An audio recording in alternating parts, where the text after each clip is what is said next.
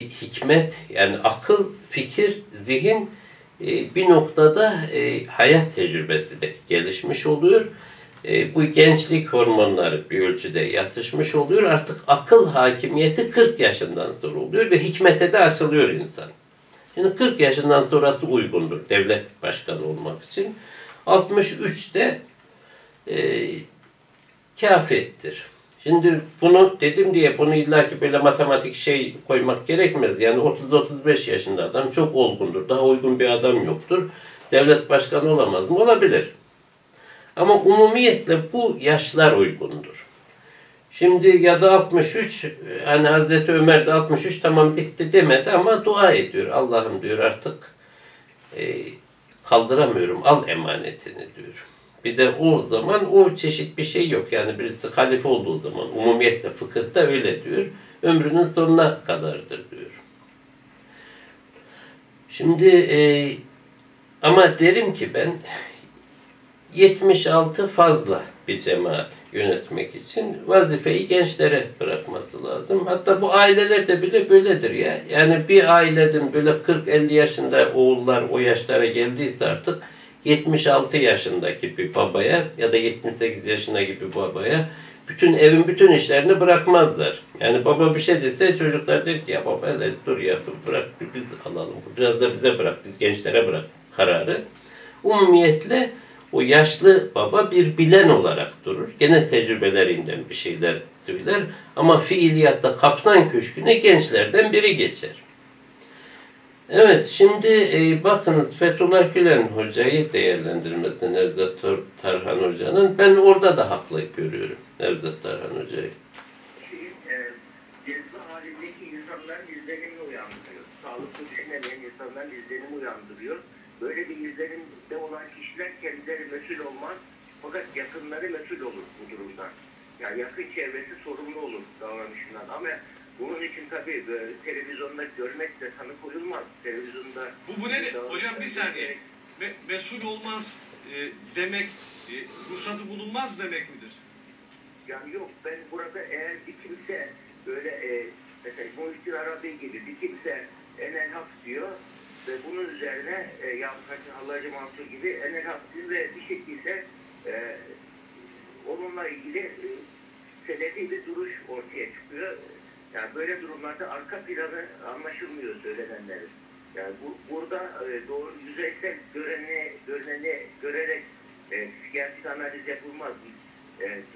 Duygusal arka planı da görerek analiz yapılır. Eğer burada kendinden geçmiş cezbe halindeki bir insanın davranışıysa bu kimse özel bir yardım gerekir, profesöre yardım gerekir eğer öyle bir şey varsa. Yani bunun için muhakkak o kişiyi sevenlerin bu olaya bu gözle de bakmaları gerekiyor. Yani bir şekilde onun bu sağlığıyla ilgili sorgulama içerisine girmeleri gerekiyor. Yani bu nedenle bu konuda benim herhangi bir tanı koymak yahut da herhangi bir analiz yapmak gibi bir hakkım da yok, yetkim de yok. Öyle bir talep de olmadı. Ama bunun burada sağlıklı gitmeyen bir şey olduğunu ve burada şahsa değil, oradaki uygulamalara göre hareket edilmesi gerektiğini. Peki, hocam son soru. Ama bu çok önemli. Siz de sorun. Evet, şimdi şu son soruya girmeden önce gene dediğim yanlış anlaşılmasın. Yani benim anladığım şu, o beddua ya da mülanet denilen olayda Fethullah Gülen Hoca çok öfkelendirildi birileri tarafından. Yani bir psikolojik birikim var. Benim kanaatim odur ki o öfke ile genç bir yaşta olsa, yani 60'lı bir yaşta olsa vermeyeceği tepkiyi verdi. Yani orada bir, şimdi amigdala korsanlığı denir. Yani adam böyle bir tarafı öfkelenir beynin, bütün beynin hakimiyetini ele geçirir. Bana öyle gibi görünüyor. Yani Nevzat Tarhan Hoca da diyor bir cezbe hali gibi görünüyordu. Şimdi o dönemde bir öfke tamamen sarmış beyni. O durumda yapılan bir konuşma idi bu. Şimdi o konuşmayı mesela nasıl yayınladılar? Ya çevresinde bir tane akıllı adam yok muydu, ben anlamıyorum arkadaş. Bir tane akıllı adam yok muydu? O görüntüye bakıp da ya desin ki hocam bu görüntü internete verilmez ya. Yani bu çok öyle bir görüntü ki ve Fethullah Gülen Hoca'nın da cemaatin de itibarını belki %60'dan %10'a o görüntü sadece düşürdü. Şimdi buradan şunu demiyorum, o daimi bir hali değil. Onun dışında baktığın zaman şimdi konuşmalara bakıyorum ben. Bir makul yani. O bir anlık cezbe olduğu belli onun. Bir anlık amigdala korsanlığı. Ama şu haliyle bile bakıyorum değil. Yani kaptanlığı haşa böyle aklında zihninde bir problem yok. Ama bir cemaat yönetimini yüklenecek kadar bir güç yok. Yani nöroloji bir cemaat yönetimini kaldıracak güçte değil. Şu yıllarda, hatta bu son yıllarda Türkiye'nin bütün problemi nedir ya? Türkiye'nin bütün problemi de bu cemaatle Tayyip Erdoğan kavga etti. Türkiye perişan bir hale geldi. Baştan da bu kavgayı durdurmak için bir girişimler olmuş. Tayyip Erdoğan da kavga olmasın diye bir girişimlerde bulundu deniyor. Bir şekilde bir fitne iki tarafı da düşürdü birbirine. Ama burada yani ben Fethullah Gülen Hoca'nın yaşlandığı için kontrol edemediğini, öfkesini öyle bir kanaatim var. Tayyip Erdoğan'da da zaten bir fevrilik var. Bir de şu uzun yıllardır yani bir yaşlılık sebebiyle bir problem yok Tayyip Erdoğan'da ama bir fevrilik zaten var. Bir de 3-4 senedir hep gerilim içinde, öfke içinde yaşıyor. Hatta bu cemaatle kavgayı başlattıkları zaman da hep demiştim ki ben tehdit altında tutularak duygusal olarak yani zihnin bir sakince karar vermesi engelleniyor demiştim 3-4 senedir. Bu öfke hali de devam ediyor ve şu anda Türkiye'nin gittiği yer de iyi değil. Yani Avrupa Birliği'nden bu hep bahsettiğim gibi Avrupa Birliği'nden ayrılacak mısın? Ayrıl. Olabilir yani ayrılmayı daha doğru bulabilirsin. Ama böyle meydan okuyarak, kafa tutarak, hakaret ederek, kırıp dökerek değil. Sakince ayrılabilirsin. Dönmen gerektiği zaman dönersin. Ama şu son dönem gidişata bakıyorsun. Bir sağlıklı değil Türkiye'nin gidişatı. Ve sakin zihinden alınan kararlar da değil bunlar. Bir de işin kötü tarafı ya bunu laikçi biri de yazmıştı. Ertuğrul Özkök mü biri de yazmıştı. Ya diyor ki Ali Babacan da diyor bakandı. Şimdiki Mevlüt Çavuşoğlu. Şimdi Mevlüt Çavuşoğlu'nun Tayyip Erdoğan birine bir yumruk mu salladı? O daha ağırını söylüyor. Bütün şeyi o. Yani varlık sebebi, işlevi o Mevlüt Çavuşoğlu'nun. Dışişleri Bakanı olarak herhangi bir konuda ya şöyle değil de böyle yapsaydık gibi bir fikri var mı? Yok. Tayyip Erdoğan parmak mı salladı? O işte bütün eliyle bir şeyler söylüyor. Evet, bu konuşmanın devamını da bir vereyim. Burada bir güzel bir şey var. Siz dün akşam şöyle bir ifade kullandınız mı? Toplumu kontrollü bir gerilim içinde tutmak Hitler politikasıdır. Evet. Ne amaçlı? Tabii bunu bir politik psikoloji analizi yaparken söyledim. Yani toplumun hatta şu şekilde bu seçim zamanları uygun olabilir. Bazı özel durumlarda uygun olabilir ama bunun devamlı yapılması Türkiye'de kronik stres demektir. Kronik gerilim demektir. Ya bunu yapan kişi Erdoğan mıdır? Ya bunun ben orada isim vermedim. Ama hocam şimdi bakın. Burada iki tarafı var. Siz hocam. Gerilimi başlatan var, gerilimden beslenen var. Hocam. Şimdi Sayın Erdoğan da burada bu gerilimi farkında olmadan artırıyor, benim kanaatim öyle. Yani bu burada muhakkak kucaklayıcı bir tarzda karşılık vermesi lazım Sayın Başbakanım. Bunu kucaklayıcı bir tarzda karşılık vermemesi, yani burada öfkeyi bir PR olarak kabul etmesi, bu eleştirilmesi gereken bir duruş olarak ben öyle Hocam siz bu durumda Erdoğan'a Hitler diyorsunuz. Yani bu tanımlama... Hayır, kesinlikle öyle değil. Yani şimdi bir insan 9 tane iyi şey yapsa, 1-2 tane yanlış şey yapsa o insana silip atamazsınız. Yani Sayın Başbakan'ın o kadar hizmeti var. Hiç kimsenin sesini çıkaramadığı zaman çıktığı... İşte aynı şey hocam, bu bir tane kötü yaptığı şeyler var. Evet. Yani burada ben objektif bakmaya çalışıyorum. Şu anda yani bütün birikimlerini heba edecek bir yaklaşım içerisinde. Bu nedenle benim eleştirisel bir duruşum var ama diğer 8-9 tane yapılan olumlu şeyleri göz ardı etmeden bu bir iki şeyin çok sağlıklı olmadığını ve bunun bir şekilde yani hep böyle, yani sizler mesela Sayın Erdoğan'ın hep iyi taraflarını görüyorsunuz. Mesela bu tarzdaki yani biraz daha sakin olması için biraz daha öfkeye karşı öfke tepkisi verildiği zaman öfke artıyor. Yani böyle durumlarda fazla bir öfkeyi azaltıcı bir duruş göstermesi gerektiğini söylerseniz ben burada Sayın Başbakan'a yardım etmiş olursunuz. Yani ben bu kanaatteyim. Yani bunun herhangi bir eleştiri olarak değil, görüş olarak bunu söylüyorum. Ve bu görüşünde ciddiye alınırsa Türkiye'yi daha da rahatlatabileceğini düşünüyorum. Evet. Şu son birkaç dakikalık bölümünü keşke Tayyip Erdoğan dinlese. Ve bu şahıslar iyilik etmiyorlar. Şimdi bazı videolarda ben de diyorum ki Stalin Rusyası'na bir tık kaldı. Şimdi Tayyip Erdoğan Stalin mi demiş oldum? Hayır, Stalin Rusyası'nın özelliklerine bir tık kaldı. Yaklaşıyoruz. Yani Hitler işte Almanya'sının bir kısım özellikleri var. Var. Şimdi Stalin Rusyası'nın özellikleri de yavaş yavaş geliyor. Geliyor.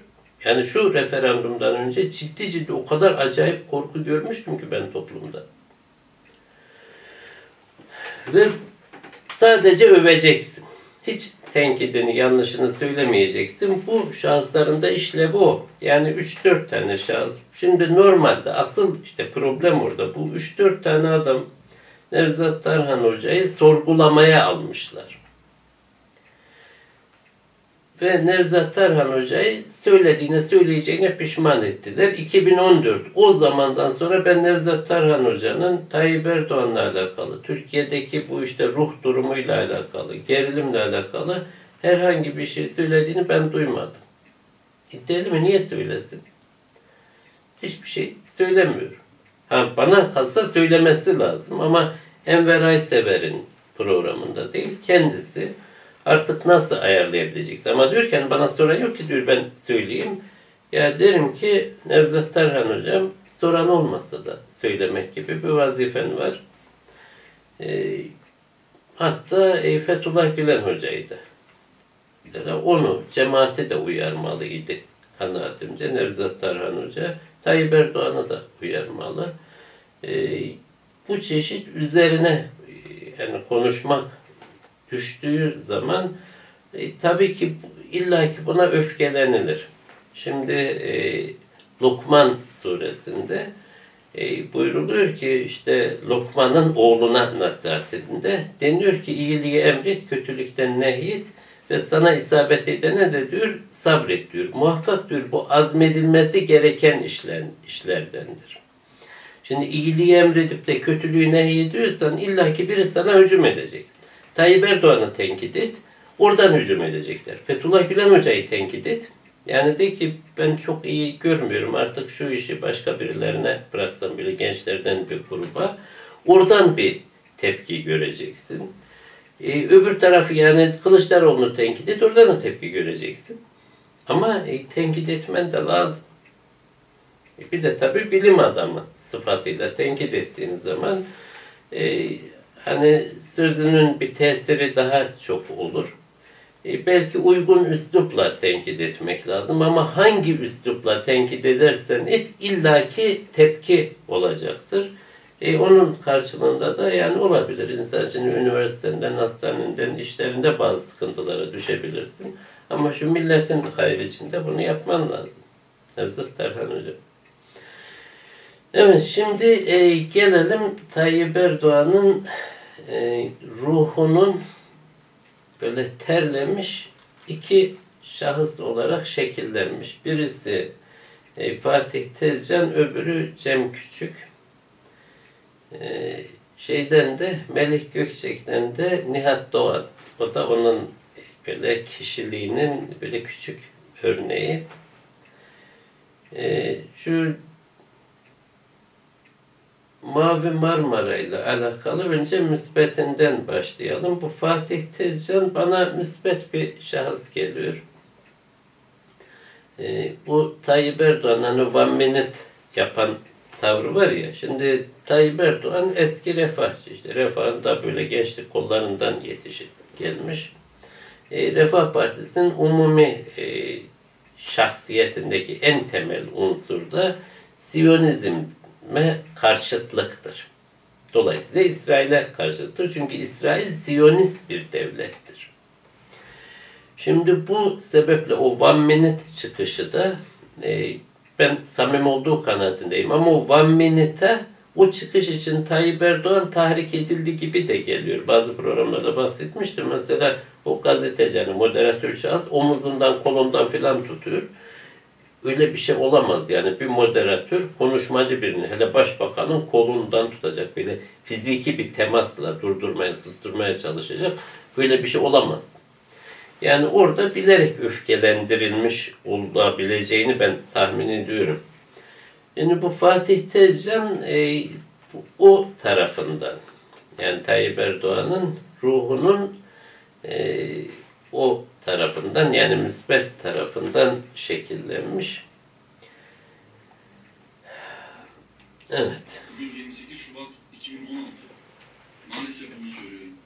Çünkü Türkiye Müslümanlarına bugün 28 Şubat yaşattırıldı. Detayları öğrendiğinizde siz de bana hak vereceksiniz. Kesinlikle abartmıyorum. Hatta çok daha sabırlıyız. Şu anda AK Parti iktidarı yerine, AK Parti'nin Adalet Bakanlığı yerine eğer CHP'nin Adalet Bakanlığı olmuş olsaydı bu akşam birkaç bin kişi, yarın 50-100 bin kişi, hiç abartmadan söylüyorum, ömrüm Beyazıt Meydanı'nda, Taksim Saraçhane'de, Fatih Camii'nin avlusunda, meydanlarda, eylemlerde Amerikan, İngiliz bayrakları, İsrail bayrakları yakmakla geçti. Ve çok net söylüyorum, evet bugün AK Parti iktidarının yerinde bir CHP iktidarı olmuş olsaydı, yarın on binlerce Müslüman, biz meydanlardaydık, şu an binlerce Müslüman Sultanahmet'te veya Levent'te Yapı Kredi'nin önünde hemen İsrail konsolosunun önündeydik. Neden böyle konuşuyorum? Bugün neler yaşandı? Bunu aktarmaya çalışacağım öncelikle size. Öncelikle dava buraya kadar nasıl geldi bunu biraz konuşalım. Mavi Marmara biliyorsunuz ki Gazze'ye yardım götürmek üzere yola çıkan bir gemiydi ve burada önce 9 daha sonra komada kalan kardeşimizin de Uğur Süleyman Söylemez'in de şehit edilmesiyle beraber, şehit olmasıyla beraber 10 şehidimiz olmuştu. Bunun sonrasında 6 seneden beri süre gelen dava bugün itibariyle ısrarla günü söylemeyeceğim, 28 Şubat diyeceğim. 28 Şubat 2016 tarihinde, bugün hangi gün olursa olsun bizim için 28 Şubat bitirildi, çünkü davanın bitirilme şekli o kadar ahlaksızca, o kadar usulsüzce, o kadar kaba saba, o kadar polisle dayak ata ki öğrendiğinizi zannediyorum siz de biraz üzüleceksiniz. Ve bunun arkasından bizim öz eleştiri veremeyen medya mensuplarımızı ben görüyorum. Dakikalardır onların haberleri de bana benim ekibim tarafından gönderiliyor. Utanıyorum. Kendi gözlerimle bakıyorum, acaba yanlış mı gördüm diye karar savunuluyor.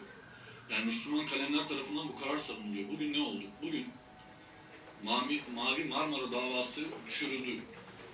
İstanbul Çağlayan Adliyesi'nde Türkiye Cumhuriyeti Devleti'nin Adalet Bakanlığı'na bağlı bir hakim tarafından, hakim savcı, hepsini anlatacağım kim olduklarını, bunlar tarafından Mavi Marmara davası düşürüldü. Ve savcının verdiği korkunç bir karar var. Bir mütalaa var. Bu tutanaklara geçirildi. Bunun ne kadar tehlikeli olduğunu inanamayacaksınız. Hala inanamıyorum. İsterseniz konuya gireyim. Bugün Hakim Maksut Karakulak, evet, skandal işlere imza attı. Hani bunu... Şimdi Fatih Tezcan Tayyip Erdoğan'ın bu müsbet tarafından bir tutum, davranış olarak da böyle trolle köşe yazarı arasında bir noktada. Ama müsbet bir şahıs. Geçmişte Cübbeli Ahmet Hoca ile bir kavga ettirilmeye çalışılmıştı. Mesela o kavgadan Fatih Tezcan çekildi. Bu Tayyip Erdoğan'ın bir tarafı. Bir de Tayyip Erdoğan'ın bir başka tarafı olan bir şahıs var. Bu tarafta sevimsiz taraf. Yani şu tarafını kesip atması lazım Tayyip Erdoğan'ın. Cem Küçük. Erdoğan partinin başına geldikten sonra kibarca böyle Erdoğan bunları iyi yapar. Güle güle yani artık. Daha böyle bu FETÖ kavgası gibi, tamam mı yani? Ben kendi AK Parti'deki şeyi söyleyeyim. Bu FETÖ kavgası gibi. Yani artık bu dikiş tutacak bir şey değil. Yani bu ilişki bitti. Artık AK Parti'nin bu radikal İslamcılarla da, yani bu Mavi Marmara'daki o manyak tipler, yani radikal değil onlar, siyasal. Hayır, kafadan İsrail düşmanı, kafadan Batı düşmanı, kafadan her şey düşman bir tip var. Yani hani kadın, böyle garip garip tipler var böyle. Bunlarla da bu yolların ayrılması lazım. Bana göre Türkiye'nin şu saatten sonra Tayyip Bey bunu yapacaktır diye tahmin ediyorum. Yorumum sadece bu. Şu Batı ile, yani Amerika ile ilişkileri, İngiltere ile biraz daha, İngiltere iyi de Amerika'yı yoluna sokup artık biraz daha bu işlere bakmamız lazım gerekir diye düşünüyorum yani. Yani o işleri bizim yoluna sokacak bir şey yok. Onların kabullenmesi lazım. Ben bu referandumdan sonra onların da Türkiye gerçeğini, şimdi birazcık daha 2-3 gün daha bir yaygara yapacaklar belli Siyerene filan. Evet.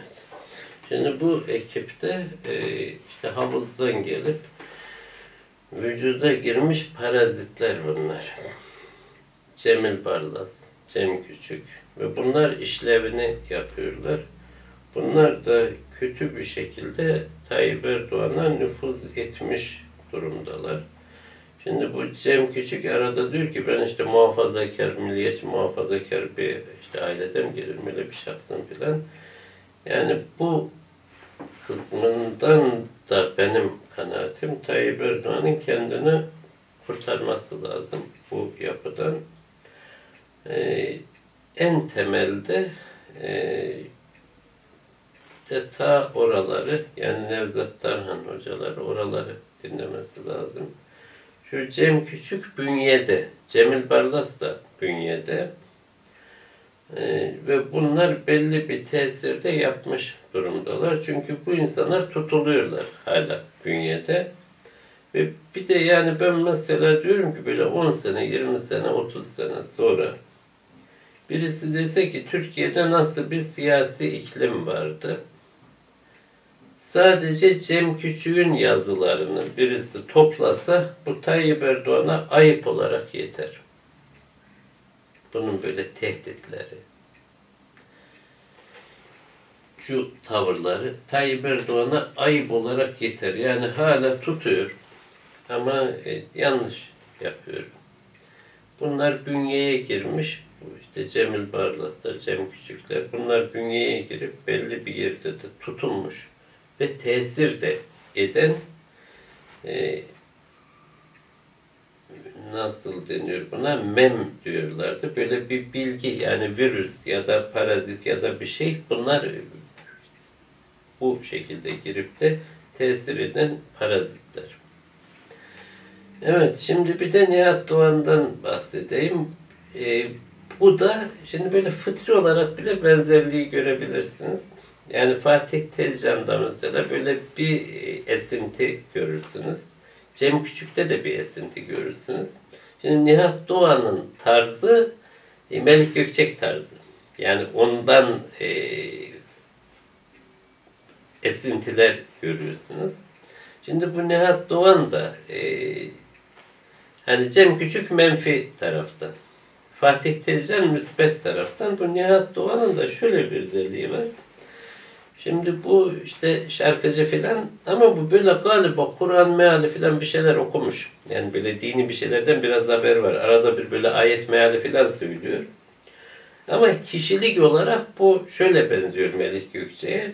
Şimdi Melik Gökçek mesela 17-25 Aralık gibi bu cemaatle kavga miladı veriliyor ya. Ya Melik Gökçek 30 Mart'taki seçime kadar, yani 17-25'ten sonra 3 ay daha cemaatle hiç arayı açmadı. 30 Mart seçiminden birkaç gün önce bir televizyonda ağladı bile. Ya bu cemaatçiler niye bana hani oy vermiyorsa vermesin ama karşı muhalif partiye, muhalif adaya oy verecekler. Ben onlara işte bu ne istedilerse verdimin şeyini, işte ben onlara ne kadar şöyle yardımcı oldum, böyle yaptım diye ağladı bile. Yani 17-25 miladından sonra hala ilişkisini koparmış değildi cemaatten. Hala ağlıyordu bile. Şimdi işte en şiddet anti-FETÖ olmuş. Bu Alexander Dugin Ankara Belediyesi'nin düzenlediği bir toplantıda konuşmuştu. Yani Melih Gökçek'te biraz böyle yalpalama işi var. Bu Nihat Doğan'da da var. Şimdi bu Nihat Doğan, bu internette var böyle Fethullah Gülen Hoca'nın bir konuşmasından bir cümleler almış. O cümleleri kullanıyor böyle etkili güzel cümle diye. Bir ara da bir tacize uğramış bir kadınla alakalı bir tweet atmıştı bu. Şimdi o tweetten sonra büyük bir tepki oldu buna. Şimdi önce dedik yok benim dediğim yanlış anlaşıldı. Sonra baktı olmadı işte FETÖ'cü operasyonu dedi. İyi de FETÖ'cü de senin tweetine ne yapmış olabilir ki? Sonra neyse onu atlatmayı başardı. Şimdi Beyaz TV'de Nihat Doğan konuşuyor. Sağ olsun bizi aydınlatıyor. Birkaç gün önce de bir arkadaş vardı. Buna bile benzer karakterde. Ömür bilmem ne diye birisi vardı. Şimdi ikisi tam böyle Melih Gökçek'in seviyesinde. Yani onun üslubunda siyaset konuşuyorlar. Bir de bayan var. O bayan da diyor ki ya ben siyaset o kadar bilmiyorum. Biraz diyor şey konuşalım. Ne denir? Bu işte böyle günlük hayat olaylarla alakalı. O çeşit şeyler de biraz diyor çokça programda konuşalım. Çünkü ben onlara katılabilirim. Ben bu siyasi şeyleri çok anlayamıyorum diyor bayan. Şimdi Nihat Doğan, Alparslan Kuytul Hoca, Furkan Vakfı'na karşı olan olayları onları yorumluyor. Ama yani böyle hakkını yemeyelim şimdi. Nihat Doğan bir düşman değil. Yani Alparslan Kuytul Hoca'ya düşman değil, İslam'a düşman değil. Bu Nihat Doğan da asıl olarak bizden. Yani tutum olarak bizden. Böyle Müslümanlara bir zarar vereyim öyle bir tavrı yok. Hani sadece Türkçü, din işlerden çok bildiği yok. İşte biraz ayet meal, Kur'an meali falan bir şeyler okumuş. Ama ya böyle bu işte tuhaf. Şimdi Beyaz TV Melih Gökçek'in deniyor. Tam bağlantısı nedir bilmiyorum. Öyle deniyor. Yani onun etkisi, nüfuzu, kontrolü, sahibi tam kim bilmiyorum. Ama Melih Gökçek'in televizyonu deniyor Beyaz TV için. O her nasılsa bağlantı. Şimdi orada şu olaylar yorumluyor. Bir de fetva da döktürüyor. Hani bu Bekri Mustafa hikayesi var ya, birisi ölmüş, cenaze namazını kıldırmak için imam Bekri Mustafa'yı zorla imam yapmışlar. Cenaze namazı kıldırsın diye. Bu da artık namaz kıldırmayı da biliyormuş demek ki. O ölünün kulağına eğilip bir şey demiş. Demişler ki ne dedin? Demiş ki ahirette sorarlarsa dünyada ne var ne yok. Deyin ki cenaze namazını Bekri Mustafa kıldırdı. Yani o imam olmuş. Şimdi Nihat Doğan da böyle ayetler, hükümler, fetvalar Beyaz TV'de. Yani şimdi bu çok basit bir şey de değil. Ankara, İstanbul. Türkiye'nin en büyük iki şehri. Ankara Belediye Başkanlığı'nı 20-25 senedir yapan Melih Gökçek. Melih Gökçek de ben bildim bileli siyasette. Bu Melih Gökçek bir televizyon kurmuş. O televizyondaki programcılarının şu kalitesine bakın. Bir dinleyelim Nihat Doğan'ı. Yani şimdi ahirete giden birine dense ki Nihat Doğan televizyonda fetva veriyordu en son. Ahirettekiler anlar dünyanın halini. Ya bir kere şer'ende imanlı namaz niyaz kılan bir devlet başkanına karşı, bakın şeriat dilinde konuşuyorum. Yani Allah'ın kanunlarına konuşuyorum. Çünkü onlar kendini hani alim olarak görüyor ve Allah'ın yolunda gittiklerini iddia ediyorlar. O zaman ben dedim şer'en, dinen, hadis o yönde çünkü. Hadis de öyle. Yani Peygamber Efendimiz'in hadisi de var. Her kim diyor imanlı namazında niyazında bir devlet büyüğüne karşı baş kaldırırsa sonu idamdır diyor. Yani şer'en katli vaciptir diyor bak. Şer'en katli vaciptir. Evet. Yani bu şuna varıyoruz. Yani kendisinin o inandığı, anlatmak istediği, sözün ona İslam'ın savaşçısı olduklarını, o dinen yaptıkları günahtır bir kere. Yani dinen, inandığı dinen şu yaptıklarının, tamam mı? Bir şey de var. Tayyip Erdoğan'ın kalemi kırılmıştır vesaire dedi. Hani Nekmetse bugün de tam birebir FETÖ ağzına geldi. Darbeyi neredeyse tiyatrodur demek suretiyle ya bir iki bomba atmışlar. Ya Alparslan Bey siyaseti bilmiyorsunuz. Bakın söyledim, o gün söyledim. Bakın ben o gün söyledim. Bana yüklendiniz. Kendi kardeşleriniz, arkadaşlarınız bizi günlerce burada tehdit falan da ettiler. Vakıf üyeleri. Vakıf üyeleri. Tabii. Ben size dedim ki bak yolunuz yol değil. Millet artık uyandı. Yapmayın, kaşımayın. Sen siyasetçi misin, alim misin Allah aşkına? Siyasetçiysen parti kurun ya, parti kurun. Milletvekili aday olun. Sistemi değiştireceksiniz. Hem biz burada söylediğimiz zaman da efendim biz laik sisteme göre oy kullanmak haramdır dedik. Kendiniz hayır oy kullandınız. Hayır oy için efendime söyleyeyim insanları kendi kitlenizi mobilize etmeye çalıştınız. Evet, şimdi Nihat Doğan böyle atıp tutuyordu ama şey değil, böyle çok düşman bir tavrı yok. Böyle bütün videoya bakılsa Nihat Doğan, Alparslan Kuytul benim için soru işareti. 15 dakikalık bir konuşma. Bu ben şey tarafını verdim, bu fetva döktürdüğü bu İmam Nihat Doğan'ın fetvaları olan bölümü verdim. Yoksa onun dışında mesela başörtülü kadınlara bu video içinde onlar olan hücuma itirazı var. Yani diyor ki başörtülü hanımlara bu şey yapılmamalı. İşte o hani Peygamber Aleyhisselatü Vesselam kutlu doğum için bir program yapacaklarmış. Ona engel olmamalı falan gibi söylüyor yani. Şimdi yani şey bölümü verip de temel yapıdan farklı bir imaja sebep olmayayım ama burada fetva döktürüyor Nihat Doğan, İmam Nihat Doğan. Şimdi Alparslan Kuytul Hoca'ya diyor ki sen diyor siyaset bilmiyorsun ama kendisi fetva biliyor. Şer'en diyor, bir de şer'en diyecek. Yani o kadar olur. Şer'en diyor. Katli vaciptir diyor. İşte namazlı bir imama baş kaldırdıysa. Yani şimdi Alparslan Kuytul Hoca ordu toplayıp da Tayyip Erdoğan'ın iktidarını yıkıp kendisi devlet başkanı olmak için mi savaşıyor?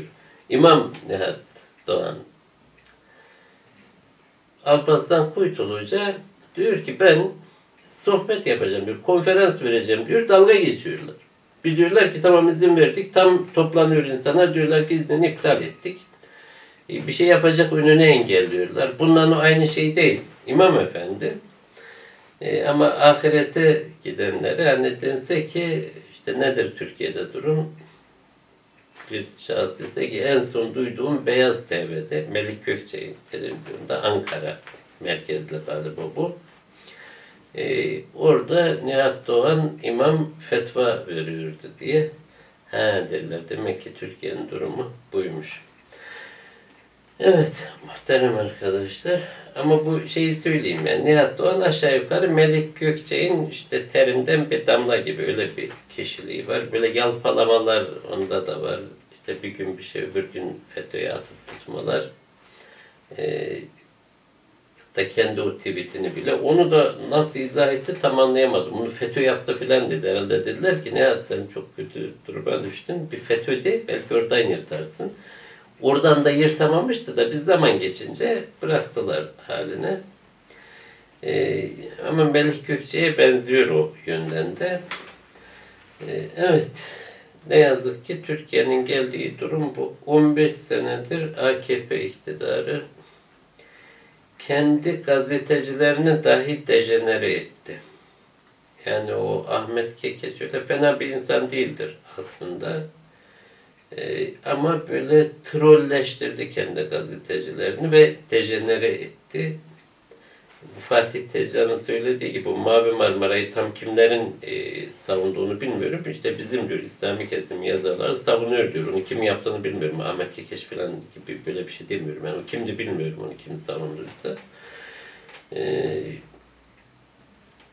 Nevzat Tarhan Hoca da orada diyor ki ya bana bir şey soran yok ki söyleyeyim diyor. Hoca efendi sana niye sorsunlar ki? Seviye bu. Akıl seviyesi. Gerçekten şu anda Türkiye'de memleketin yönetim seviyesi bu. Akıllı insanlar herhangi bir şey söyleyemiyor. Toplumu bunlar yönlendiriyor.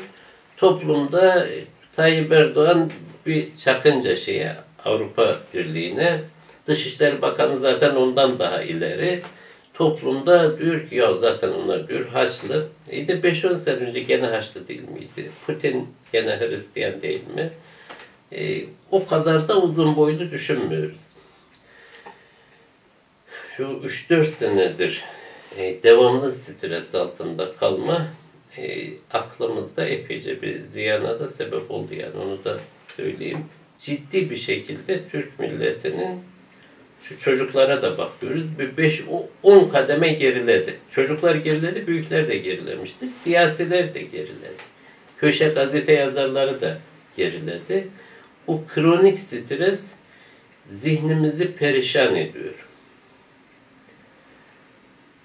Ve Nevzat Tarhan Hoca da yani bu durumda bile benim çağrım odur. Derim ki muhterem hocam,